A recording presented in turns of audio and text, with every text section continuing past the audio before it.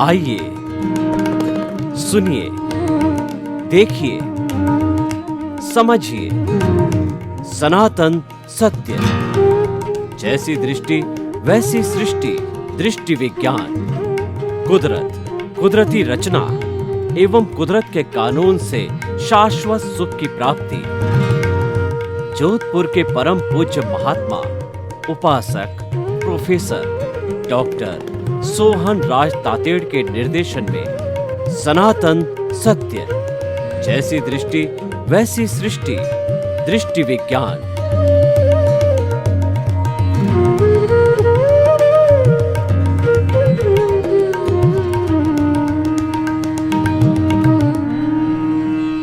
कर्म सिद्धांत से जुड़ा हुआ एक प्रश्न और है कि जैन दर्शन के अंदर कर्मों की 10 अवस्थाएं बताई है। 2 चीज़ों के बारे में प्रश्न करना चाहता हूँ। उदीर्णा जो शब्द का होता है कि जो आपके कर्म बंधे हुए हैं उसको प्री मैच्योर, उसको इनवाइट करना भुगतने के लिए। ऐसा कहा जाता है कि भगवान महावीर, भगवान पार्श की और 24 तीर्थों की जितनी भी जो है वो साधना थी, वो उदीर्णा की साधना थी। उन्होंने इनवाइट किया, आइए मुझे जल्दी भुगतना है, मुझे मुक्ति को जाना है। तो ये आपका अध्यात्म विज्ञान की दृष्टि से उदीर्णा जैन धर्म को संदर्भ में करते हुए उदीर्णा के बारे में बताइए। और एक होता है संक्रमण।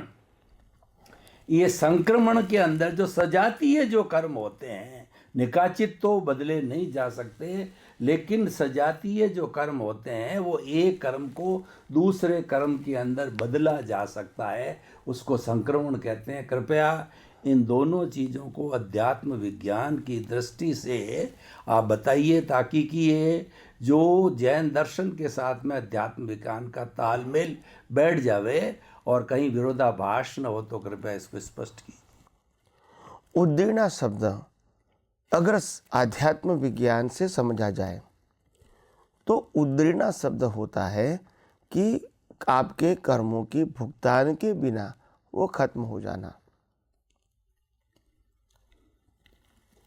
तो सिंपल भाषा में उद्दीर्णा कहेंगे तो हमने कर्म को चार्ज किया ये अवतार में और प्रतिक्रमण किया तो खत्म हो गया, तो नेक्स्ट बर्थ में नहीं आएगा। ये तो सिंपल बात है। मैंने कर्म चार्ज किया 5 साल की उम्र में, 25 साल की उम्र में, 50 साल की उम्र में माफ़ी मांग दिया तो कर्म रिमूव हो गया, तो उद्दीर्ण हो गया, बिना भुगतान, बना भी चला भी गया। जो कर्म की भुगतान के लिए हमने कर्म तो बना दिया,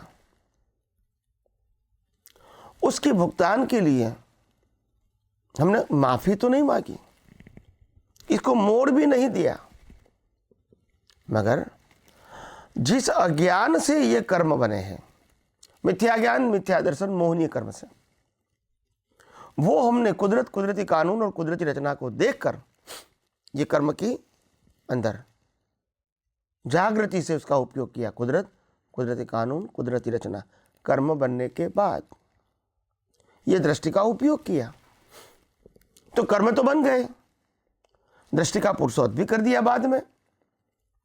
अभी जब उदय में आएगा जब कर्म, तो ये जागृति भी रहेगी, तो नए कर्म नहीं बनेंगे।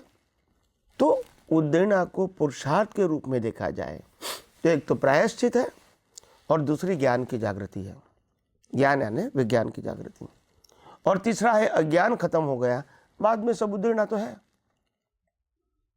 मगर कोई ऐसा कहेगा कि मैंने कर्म को चार्ज किया है और नेक्स्ट बर्थ में जब डिस्चार्ज करने का संजोग आएगा तभी अगर मैं इस कर्म को मिटा सकता हूं, तो ये बात असैद्धांतिक है।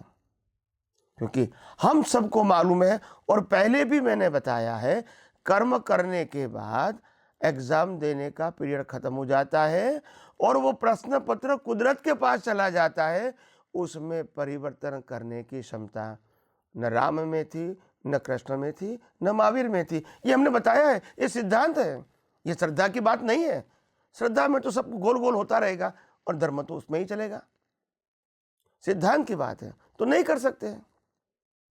मगर उद्दीर्णा का मैंने बात बताई कि जागृति ये अवतार में कर्म बांधने के बाद हमारी जो जागृति रही ज्ञान के उपयोग की, तो कर्म भी कैरी फॉरवर्ड होगा, और कर्म बनने के बाद जो हमने विज्ञान का उपयोग किया दृष्टि से, तो वो भी पुरुषार्थ था, उनका भी रिजल्ट आएगा।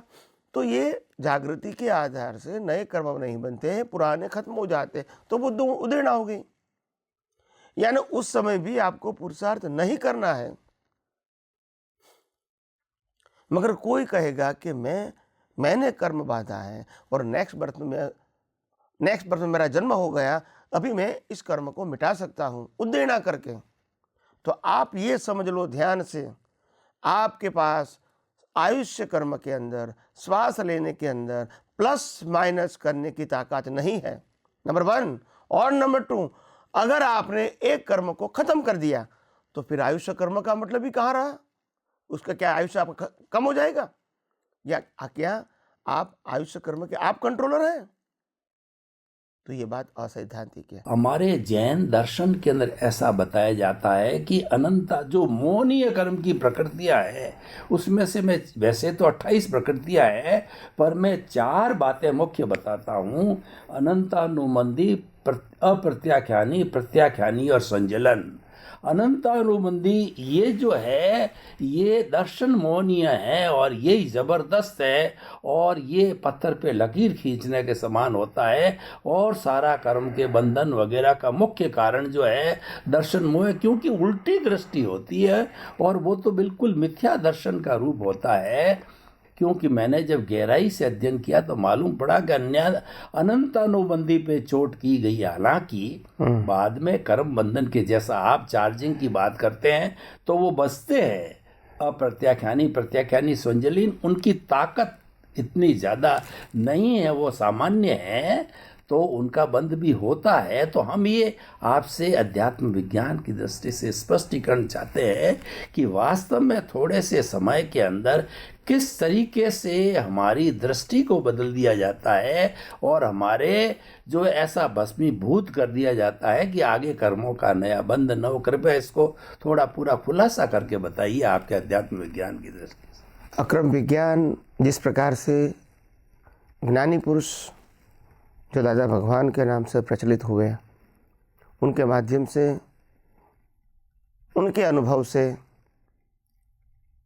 लोगों को ज्ञान दीक्षा का प्रयोग उन्होंने चालू किया। हालांकि पहले तो वो जितने भी बिगिनिंग में लोगों को ज्ञान दिया, उसमें तो ऐसी प्रक्रिया नहीं थी, न कोई ज्ञान विधि थी, न कोई आज्ञा थी, और न कोई सत्साधन। जो तीनों मैंने बताया अगले एपिसोड में, तीनों में से कुछ भी नहीं था। सिर्फ एक ही बात थी कि मैं मन वचन काया से मुक्त ऐसा शुद्ध आत्मा हूँ। वो 5 बार बुलाते थे और सर पे हाथ रखते थे और बोला एक चीज़ से बोलो आप। और बाद में सभी अवस्थाएं जो जीवन की है वो कभी कभी प्रैक्टिकली घोड़े के ऊपर बिठा के बताते थे, घोड़ा गाड़ी के ऊपर, कि आप देखो रिलेटिव व्यू पॉइंट से ये, रिलेटिव व्यू पॉइंट से ये साख वाला है, रियल व्यू पॉइंट से शुद्ध आत्मा, रिलेटिव से गधा है, रियल व्यू पॉइंट से शुद्ध आत्मा है। तो ऐसे वो प्रैक्टिकल बताते थे रिलेटिव रियल का। और तीसरी बात, ये जो कुछ भी हो रहा है व्यवस्थित है, यानी अपने कर्मों के फलस्वरूप है। यही तक उनका विज्ञान बिगिनिंग में सीमित था, और कोई ज़्यादा बताने की सोचने की आवश्यकता नहीं थी। फिर इनमें से ही गहराई में जाने का था। मगर फिर बाद में जो ज्ञान विधि की एक परंपरा बनी, 1 घंटे की ज्ञान विधि देने की, फिर आज्ञा समझाने की, फिर आज्ञा को पालन करने की, फिर सत्साधन के रूप में बताने की बात आई और हमको करने की बात आई। तो फिर ये बातों के अंदर से हम जो विज्ञान समझना चाहते थे वो हाइड हो गया। और इसीलिए आध्यात्म मार्ग जब दृष्टि का विषय है तो दृष्टि ही इम्पोर्टेंट होती है।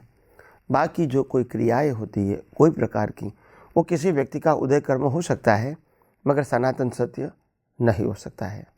और मैं समझता हूँ, मैं जो आध्यात्म विज्ञान की बात करता हूँ वो सनातन सत्य के सिद्धांतों के ऊपर आधारित है, और इसलिए कोई भी बात पहले थी, आज है और बाद में रहेंगी, वो ही सनातन सत्य में आएगा। ये बात हम सबको आध्यात्म विज्ञान समझते समय ध्यान में रखना है। दूसरी बात,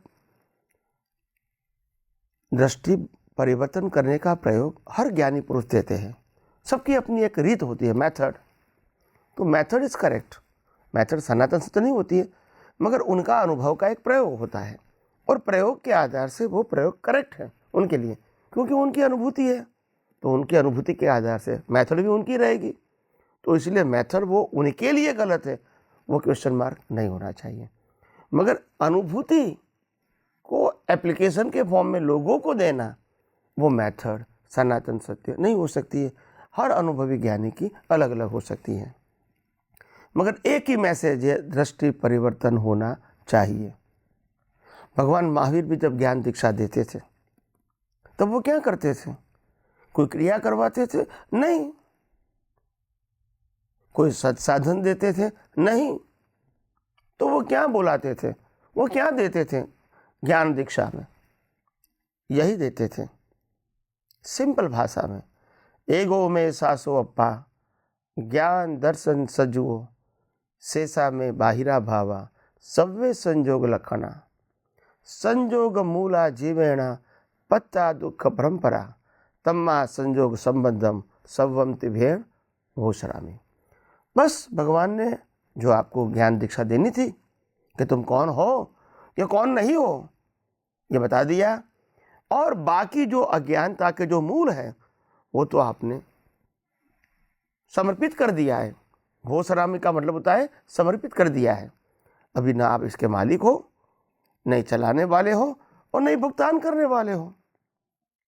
तो कहने का मतलब ये है कि आपको अभी आत्मा की अनुभूति के लिए सिर्फ मन वचन काया और इसकी सभी अवस्थाएं और इंद्रियों से जो दुनिया दिखती है, इसको सिर्फ कुदरती रचना या उदय कर्म के रूप में ही देखना है। क्योंकि संजोग मूला जीवेण पत्ता दुखा परंपरा, संजोग का मूल जीवित होता है कब? जब आप संजोग के अंदर इन्वॉल्व होते हैं, जब संजोग से अलग रहते हैं, संजोग की भुगतान करने वाले से अलग होते हैं, संजोग की भुगतान करने वाले से आप अलग होते हैं, तो फिर ये संजोग आपको बाधा नहीं डाल सकता है। तो इसीलिए मुक्ति का मार्ग बहुत सरल, सहज और सुगम है कि आज्ञा धर्म और सत साधन और ज्ञान देने की प्रक्रिया, ये हर ज्ञानी की अलग अलग होती है और अलग अलग ही होएगी, क्योंकि अनुभव की बात है। अनुभव का मतलब ये नहीं होता है कि यू फॉलो द ट्रेडिशन। अगर ट्रेडिशन को अनुभव कहोगे तो फिर अनुभव की कोई वैल्यू नहीं रहेगी। ऋषभदेव से लेकर महावीर तक जो जो ज्ञान अनुभव किया, लोगों को दिया, सबकी मेथड एक नहीं थी, सबकी भाषा एक नहीं थी, प्रिंसिपल एक था, मगर प्रेजेंटेशन सबका अपने अनुभव प्रमाण से था। एनीवे, तो आध्यात्म मार्ग के अंदर इस प्रकार से हर बातों को सिद्धांत के रूप में समझना, सनातन सत्य के रूप में समझना, कुदरती कानून के रूप में समझना बहुत ज़रूरी है। और इसीलिए हम जब ये आध्यात्म विज्ञान को समझना चाहते हैं, अनुभव करना चाहते हैं, आगे बढ़ना चाहते हैं, तो बहुत सारी बातें हमको ये विज्ञान के अंदर समझनी पड़ेगी कि विज्ञान के अंदर आपके पास कर्म बांधने का, कर्म छोड़ने का कोई फ्रीडम नहीं है। जहाँ तक अज्ञान है, अज्ञान को मिटाना पड़ेगा, उसके बाद ही कर्म चार्ज बंद हो गए और भुगतान तो कंपलसरी है ही। तो आइए हम यही विज्ञान को और गौर दृष्टि से समझने की कोशिश करें और अपना जीवन धन्य बनाएं।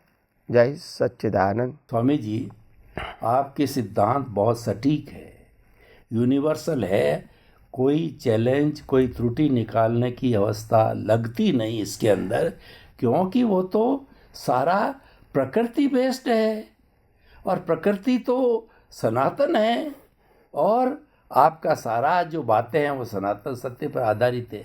लेकिन ये जो वर्तमान समाज चल रहा है और वो आज का कलयुग चल रहा है, कलयुग को सतयुग बदलना हमारे हाथ की बात नहीं है, लेकिन लोगों का जो मानसिक सेटअप है वो आपके सिद्धांतों से बदल सकते हैं अगर प्रयास किया जाए सही दिशा के अंदर और गहरा प्रयास किया जाए। तो आज जो घर में बिखराव हो रहा है, समाज में बिखराव हो रहा है, संस्थाओं में बिखराव हो रहा है, पॉलिटिकल पार्टी के अंदर बिखराव हो रहा है, तो उसके मुख्य दो बड़े कारण नज़र आते हैं।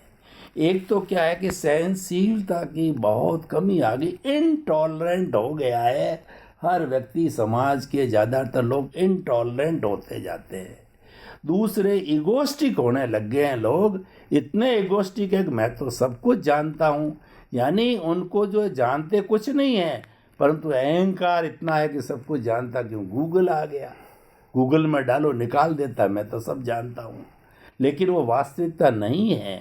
तो स्वामी जी, आज की सोसाइटी को और ख़ास करके दो चीज़ें हम बच्चों में, युवाओं में, बुज़ुर्गों में, महिलाओं के अंदर किस तरीके से उनका माइंड सेट चेंज करें, अपने अध्यात्म विज्ञान की दृष्टि से कृपया हमें उपदेश दीजिए। मेरे को खुद को ये आध्यात्म विज्ञान के ऊपर बहुत भरोसा है, विश्वास है, और मैं समझता हूँ इस विश्व की या विश्व के लोगों की दृष्टि बदलने में ये विज्ञान काफ़ी हद तक वो सक्षम रहेगा, अपना रोल निभाएगा। बात तो सिर्फ समय की है। विज्ञान तो सरल है, सहज है, सुगम है, और इसीलिए लोगों को समझने में कोई दिक्कत या बाधा नहीं आनी चाहिए। यहाँ कोई टेढ़ी मेढ़ी बात नहीं है, यहाँ कोई मन वचन काया की क्रिया की बात नहीं है, यहाँ कोई फॉर्मेट की बात नहीं है। आप कैसे इसको कहोगे कि ये गलत है या ये सही है, क्योंकि कोई डिवीज़न ही नहीं है, कोई ड्यूअलिटी ही नहीं है। जितने भी धर्मों में जाओगे सब जगह ड्यूअलिटी है, जितने भी पॉलिटिक्स में जाओगे ड्यूअलिटी है, विचारधारा में ड्यूअलिटी, सोशल लाइफ में ड्यूअलिटी, सामाजिक व्यवहार में ड्यूअलिटी है, द्वंद्व है। और ये विज्ञान निर्द्वंद है, जिसका कोई ऑप्शन नहीं है, नहीं स्वीकारो, नहीं मानो या नहीं समझ सकते हैं, वो एक एंगल है, मगर उसका कोई ऑप्शन नहीं है। दूसरी बात, ये विज्ञान एक कलयुग के अंदर वैसे तो होता ही नहीं है, क्योंकि जितने भी महान पुरुष आ गए, अनुभवी पुरुष, वो भी विज्ञान को विज्ञान की भाषा में पेश करने में असफल रहे, क्योंकि लोगों का स्वीकार करना, एक्सेप्टेंस, वो डिफ़िकल्ट था। और इसीलिए बताने वाले के पास अगर स्ट्रॉन्ग पावरफुल संजोग नहीं लेकर आए हैं तो ये बताना संभव नहीं होता है, और इसीलिए धीरे धीरे विज्ञान के ऊपर से वो डाइवर्ट होकर फॉर्मेट के ऊपर आ जाते हैं, ताकि कम से कम मार्ग चलता रहे। मगर ये विज्ञान जिस प्रकार से हमारे माध्यम से नैमित्तिक रूप से, जिस प्रकार के कुदरती कानून के मुताबिक और कुदरत के सहयोग के मुताबिक, जो कुदरत ने संजोग दिया है उसका मुताबिक जो ये विज्ञान सबके सामने पेश हो रहा है, सबके प्रश्नों के उत्तर का परमानेंट सॉल्यूशन दे रहा है। और कई सारी बातें तो ऐसी होती है जिसमें प्रश्न का अस्तित्व ही खत्म हो जाता है, यानी प्रश्न का, ये विज्ञान सिर्फ प्रश्न का उत्तर नहीं देता है, आपके प्रश्न का एग्जिस्टेंस ही खत्म कर देता है। कहने का मतलब ये है, ये विज्ञान इतना पावरफुल है, और ये पावरफुल होने के नाते सरल और सहज और सुगम है। ये प्लस पॉइंट है। विज्ञान तो पावरफुल है, मगर इसका प्रेजेंटेशन इस कलयुग के अंदर इतना सरल, सहज और सिंपल निकला, जो अनपढ़ लोग भी समझ सकते हैं, जो शास्त्र नहीं जानते हैं वो भी समझ सकते हैं, जो फॉर्मेट को फॉलो नहीं करते हैं वो भी समझ सकते हैं, और फॉर्मेट को फॉलो करते हैं वो भी समझ सकते हैं। कोई भी व्यक्ति जिसके पास कॉमन सेंस है और वो रिजिड नहीं मगर ओपन माइंड का है, सभी व्यक्तियों के लिए विज्ञान समझना आसान है। तो मैं समझता हूँ जिस प्रकार से मेरी भावना है, और कुदरत का सहयोग भी मिलता रहेगा और मिलता रहा है, तो 1000 यानी 1000 स्पिरिचुअल साइंटिस्ट को मैं बनाना चाहता हूँ। जिस प्रकार से मैं स्पिरिचुअल साइंटिस्ट हूँ, उसी पदवी उनको दिया जाएगा। वो भी स्पिरिचुअल साइंस समझ के, उपयोग करके, अनुभव करके, अपनी भाषा में, अपने एग्जाम्पल के साथ ये विज्ञान को दुनिया के सामने, समाज के सामने, व्यक्तियों के सामने पेश करेगा, और स्पिरिचुअल साइंटिस्ट के लेवल से वो पेश करेगा। ऐसा नहीं कि is assistant of me, not like that way. And he try to present as a person my name. ये भी सब्जेक्ट आध्यात्म विज्ञान में नहीं रहेगा। आध्यात्म विज्ञान के अंदर सिर्फ विज्ञान को समझना है, विज्ञान को उपयोग करना है, विज्ञान का अनुभव करना है और विज्ञान को ही बांटना है।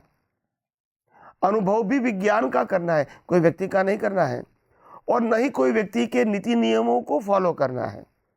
ये रिलेटिव शब्द हो जाएगा। फिर विज्ञान के कुदरत के कानून को ही समझना है, फॉलो करना है, 6 तत्व को ही समझना है, कुदरती रचना को ही समझना है।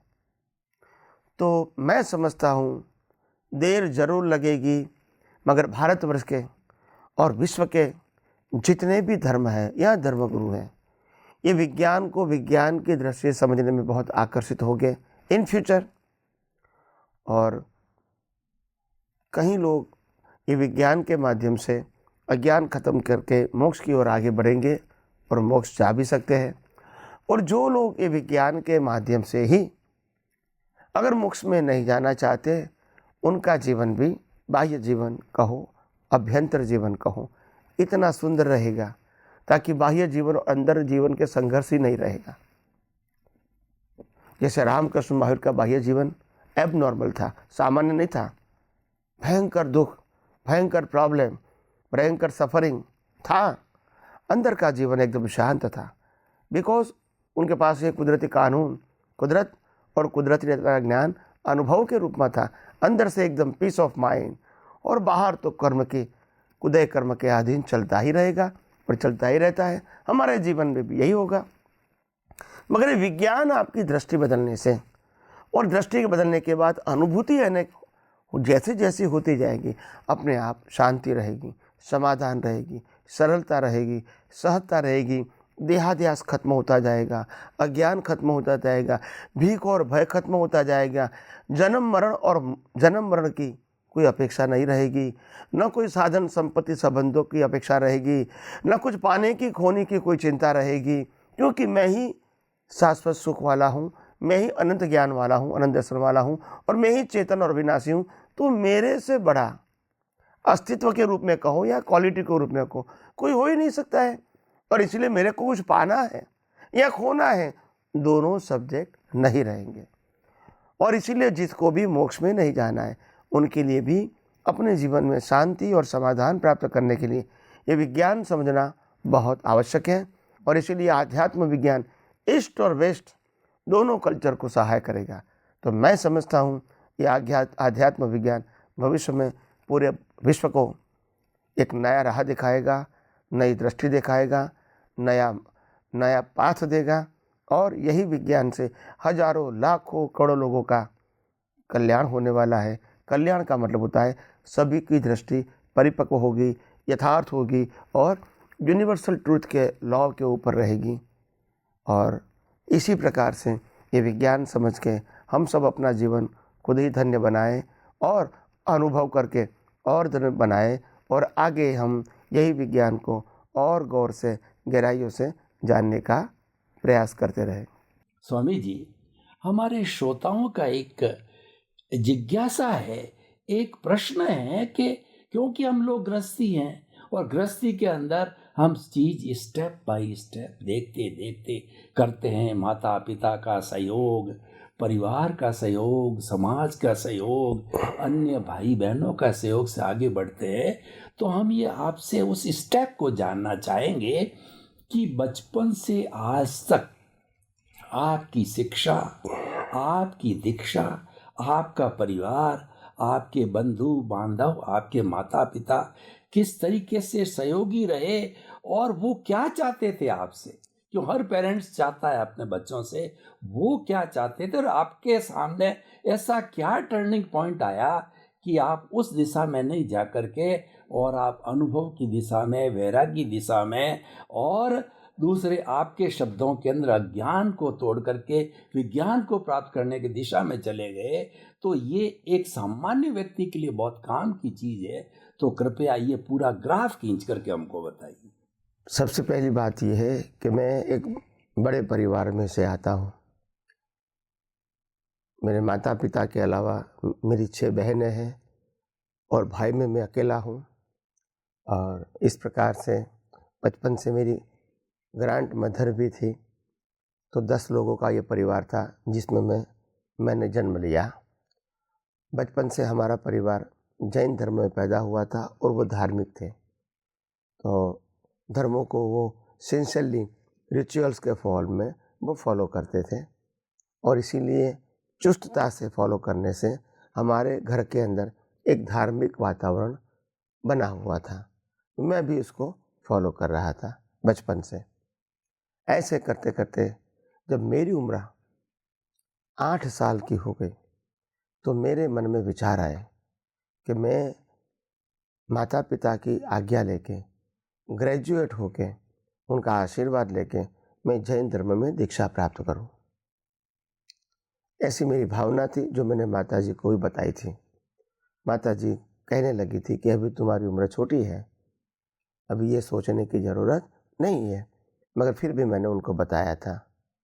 और इसीलिए जब मैंने उनको बताया, उसके बाद 9 साल की उम्र से 15-16 साल की उम्र तक मैंने भारतवर्ष के और विदेशों के जितने भी धर्म हैं, वो धर्म का मैंने 30 धर्मों का अध्ययन किया। और इसीलिए ये जब अध्ययन किया मैंने, तब मेरे को मालूम हुआ कि आखिर ये दुनिया में सनातन सत्य क्या है। तो 30 धर्मों का अलग अलग समय पे अध्ययन किया। बहुत बड़े साधु संत सन्यासियों, आचार्य भगवंतों को, जैन के, वेदांत के, स्वामीनारायण के, गीता के, ऐसे बड़े बड़े विद्वान पंडितों को समय समय पे मैं मिलता रहा। और मैं अपने जीवन के अंदर जिस प्रकार की उत्सुकता से जी रहा था, क्योंकि मेरी खोज थी सनातन सत्य, मेरी खोज थी शाश्वत सुख, मेरी खोज थी मेरा मूल अस्तित्व क्या है, यही मेरी खोज थी। और ये खोज धीरे धीरे बढ़ती गई और 16 साल की उम्र में दादा भगवान की एक किताब मिली, आप्तवाणी 1। उसके बाद 17 साल की उम्र में दादा भगवान खुद प्रत्यक्ष रूप से मिले हमको गांधीनगर के अंदर। तब से मेरा परिचय उनके साथ हुआ। उसके बाद 6 महीने के बाद मेरे को उन्होंने ज्ञान दीक्षा दिया। ऐसे मेरी जीवन की यात्रा आध्यात्म मार्ग में शुरू हुई।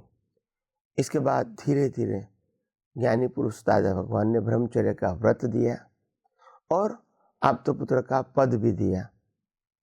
ऐसे करते करते मैं आगे बढ़ता रहा और एक दिन मैं अपने जीवन के अंदर जैसे जैसे आगे बढ़ रहा था, ऐसे ऐसे मेरे को मालूम हुआ कि मैं कुछ अलग प्रकार का अनुभव कर रहा हूँ। मगर क्योंकि मैं ज्ञानी पुरुष दादा भगवान के साथ रहता था, उनके अंडर में था, तो मैं ज़्यादा बोल नहीं पाता था। अंदर तो अनुभव होता था, हो भी रहा था, खुला होता था, खुला हो रहा है, जो है मैं लेकर आया हूँ वो क्या होता है, खुला होता है। तो इसीलिए जिस प्रकार से ये अनुभव खुलता गया और मैं देश विदेश में सत्संग करता रहा। और एक दिन मेरे को खुद का समझ में आया कि अभी मैं जो कुछ भी बताऊंगा वो मेरा अनुभव होगा और किसी का अनुभव नहीं होगा, और वो बताने की रीत भी मेरी होगी। तो आइए हम सब ये आध्यात्म के मार्ग में और कुछ नई बातें जानेंगे, समझेंगे और अपना खुद का जीवन ही धन्य बनाएंगे।